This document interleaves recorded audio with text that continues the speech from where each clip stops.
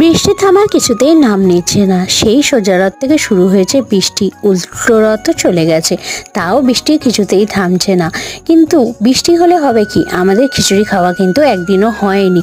বৃষ্টিতে খিচুড়ি খাবো না তা কি হতে পারে? তো আজকে সকাল থেকে ঝমঝমিয়ে বৃষ্টি, তো দুপুরবেলাতে খিচুড়ি রান্না করতে পারিনি। ভাবলাম দুপুরে হয়নি তো কি হয়েছে, রাত্রিবেলা খিচুড়ি করা যেতেই পারে।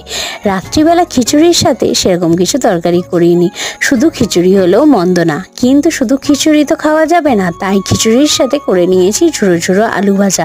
আমার মতো তোমাদের কার কার খিচুড়ি খেতে খুব ভালো লাগে অবশ্যই সেটা কমেন্ট করে জানিও। ছেলে তো বসে রয়েছে, খিচুড়ি কতক্ষণে খাবে। তো আজকে রাতের মেনুতে রয়েছে আমাদের গোবিন্দভোগ চালের খিচুড়ি, আর তার সাথে কিন্তু ঝুড়ো ঝুড়ো আলু ভাজা। আমার ভিডিওগুলো তোমাদের ভালো লেগে থাকলে অবশ্যই লাইক করবে, করে সাবস্ক্রাইব করে আমার পাশে থাকবে। তো চলো দেখা হচ্ছে পরবর্তী একটা ছোট্ট মিনি